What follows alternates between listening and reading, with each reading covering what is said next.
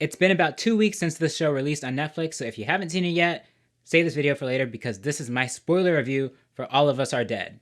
In case you didn't know, this is another Netflix original that was co-produced with a studio in South Korea. South Korea in general, I think, has been really killing it in the zombie genre with Train to Busan back in 2016 and hashtag Alive in 2020. And now we have this one. Like I said, this is a spoiler review, but not a spoiler breakdown. I'm not going to get into every single detail about the show. There are probably already a lot of videos like that out there. This is just my general thoughts, and along the way, I might bring up some specific moments that happen. So that's why I'm giving the spoiler warning. Overall, I really love the energy of this show. Something that I think makes it really unique is that this really takes the time to explore the evolution of this zombie virus from the very beginning, where you actually see what the definitive point of it starting. And in this case, we see that it's this scientist Byung-chan. Also, sorry if I get any of the name pronunciations wrong. I'm trying my best here. But Byung-chan, he creates this virus while experimenting on his son who is being bullied. And he thinks, well, if my son's getting bullied, the way I can stop that is by making him stronger. And in that process, he inadvertently creates this zombie virus that he has no control over. And it soon spreads throughout this school. And it starts to affect everybody in the city and becomes this whole thing. But I love that they really explored why this started and that there was a definitive character reason for this whole zombie apocalypse. I also like that they're able to balance so many different groups of characters here. The main group we're following is this group of high schoolers that are essentially in ground zero of this outbreak, and you're seeing them trying to make their way through the school and survive. But then you also see people outside the city. You see the military, you see the government. You're seeing different perspectives of what's happening, and it really gives you the full scope of what's happening and how it's affecting everybody in the immediate area and what it means for Korea as a whole as this continues to spread. Something else I also appreciate about this show is how it's able to balance tone. It's still a horror show, but they had some really funny moments in here too. There are a few comic relief characters, or some characters that are serious but have comedic moments that I think really work well. These comedic moments don't undercut the horror. The horror is still there, the suspense is still there, but you get these moments of levity that make you laugh, that make you get to know these characters too. There's a lot of great character development throughout this series, which I think is something you really need, especially in a zombie show, because of course, since it's a zombie show, you know characters are going to die. And if they're going to die, it's more impactful if you already have a connection with them. So I think they did a good job of creating that connection. They had some really funny characters here. One of the funniest characters for me was Dae-soo. One of my favorite moments specifically is when they're in the gymnasium and they find a chocolate bar, right?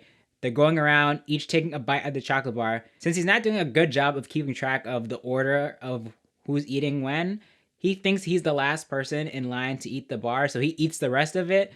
And it turns out there's somebody else that was after him, so then everybody's mad at him, but he's like, I didn't know. And just so many moments like that. He cracks a lot of jokes throughout the show, too. I think he was really one of the best parts of it. Another part of the show that I thought was pretty funny was the adventures of Jae-ik in the city. He's the detective. Again, sorry for pronunciations. You're seeing him doing his best to try and save people, and he gets teamed up with this one rookie cop who seems very dumb. And so they keep getting into these really goofy situations. He also comes across this influencer who snuck into the restricted area trying to get footage of some zombies and of course gets hurt. So he's dealing with all this, and then there's a baby, there's a little girl. He's balancing all this, trying to make sense of it all, but also trying to do his job. But it's just so hilarious seeing him deal with all these different kinds of people. There are also two things I think they do really well in terms of the zombies that I think really set them apart from other zombie stories we've seen before, which are one, that they introduced this new version of zombies called half-bees, where they're not fully turned zombies. They get bit, but they don't turn into zombies. Instead, they just become superhuman, right? And so they don't get hurt the same. They have super strength, super hearing, super sight. I think they had sight. I don't remember that part. But they basically have heightened senses, and they're not fully dead, but they're also not fully alive. That makes sense. So we get few characters that have that element to them. And then the second thing is that the show is very meta, and they do make fun of the zombie genre itself and also point out some things or try and use references to other zombie stories as inspiration for how they move through the situation. One thing I love is they keep bringing up Train to Busan, which I thought was so funny, but also made sense because if this is like a real world where zombies showed up, then they'd reference one of the more recent movies, which would be Train to Busan. Going back to the half-bee thing, there are three characters that get this power-up, if you want to call it.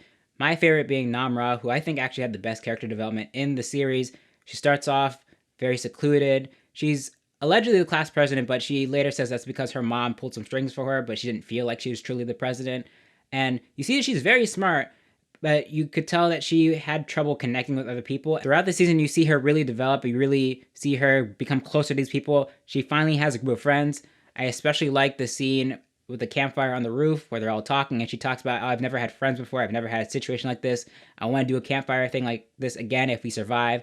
That was a really heartwarming moment, but again, I think it's great character development for her. There are two other Half-B characters who I think did not reach their full potential by the end of the season, but I did like how they were established and some of the stuff they were doing during the season. Gwinnam, he was one of the bullies, but he's not the big bully. Like, he was more of like a henchman to the school bully, right? You see his development. Chong-sun and him get into a fight, which I think is one of the best fights in the show. And he, again, gets bitten, but he doesn't turn. And so he starts hunting down Chong-sun for revenge because Chong-sun stabs his eye out with a phone. And then he's trying to chase him down. He runs into other people. And I liked him as an adversary towards the beginning, but then I think it just became more one note. The more you see him going after him, and he keeps saying the same thing, I'm going to take your eye out, I'm going to take your eye out. And I'm like, okay, I get it. You want to take his eye out because he took your eye out, an eye for an eye. I wish they pushed it a little further, especially with Yeonji, who is another person that becomes a Half-B. So Gwinnam's bully group takes nude pictures of Yeonji and then sends them out to the school. But by the time that happens, the school is already overrun by zombies. So it didn't matter that much in the grand scheme of things, right? But that's Yeonji's motivation. Is she's trying to get revenge on all those people that did her wrong, and she wants to burn down the school. But again, it's already infested with zombies. So it's like, what's the deal here? And I was hoping that these two would actually face off after both being upgraded, after both becoming Half-Bs. I was hoping that there'd be like a 1-to-1 face-off, but that never really happened. So I don't think we fully got closure on that whole nude picture thing. I mean, you see her smashing phones and stuff, but again, there's no immediate conflict. There's no fight between those two, which I think would have really helped close that story up.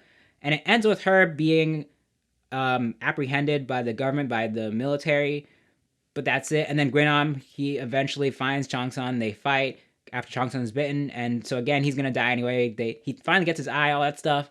And that stuff is cool, but I do feel like they could have done more with those two characters.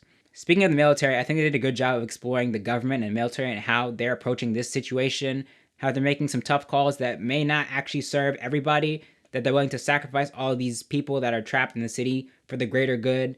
But again, they're really supposed to help people, and that's what the detective is fighting for. Like, he's trying to get in there and save as many people as he can. Same with Anjo's dad.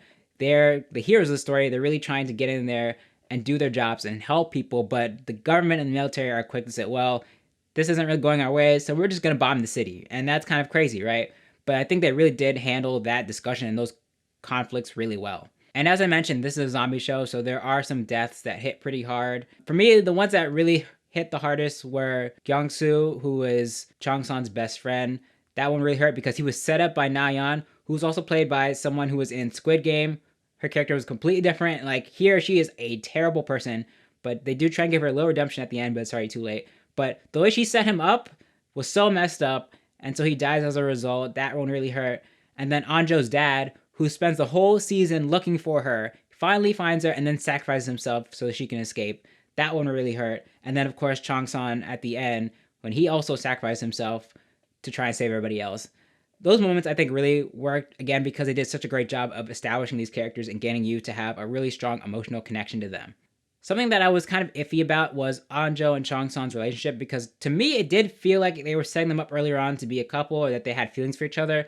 But then when they're on the rooftop and Chong-sun confesses his feelings to Anjo, she like completely shuts him down. She only thought of him as friends. But I feel like the clues they were setting at the beginning didn't quite make that fit. You see that she tries to get with Soo-hyuk, but to me that felt like her just kind of acting out because Chong-sun wasn't being honest and wasn't, saying how he felt, right?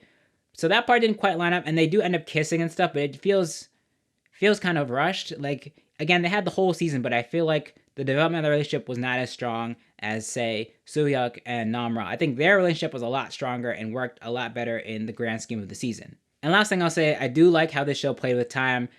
They would end it on a cliffhanger, and in the next episode, you may not immediately see where that cliffhanger ends up, but it does eventually come back later in the next episode, and they do play with time. So, like, for example, when you see Na-yeon and Miss Park leave in one episode, you don't know what really happens to them until a few episodes later, and they go back and show how Miss Park, again, sacrificed herself to help the students. She was also one of the MVPs of the show. I also like the action, some great set pieces, my favorite being the library scene where Chong-sun again is facing off against Guinam, and he eventually gets away, but I loved the action. I loved the set pieces, how all the bookcases were kind of falling over. It sort of reminded me of The Mummy. Overall, I think this is just a really fun show. If you haven't watched it yet, you probably shouldn't have been watching this video anyway, because I just spoiled a whole bunch of it. But I think this is pretty good. I wouldn't say it's like as good as Squid Game, but it's still pretty good. And I am looking forward to what South Korea does with the zombie genre next. I do think they could do more seasons of this, but I feel like they did end it in a really nice place here. So I would not be hurt if they didn't get a season 2, but I could also see the potential for more things they can do in the future. So, have you seen All of Us Are Dead? What did you think about it? Let me know down in the comments. Also, don't forget to like and subscribe. Thank you for watching. I'll see you in the next one.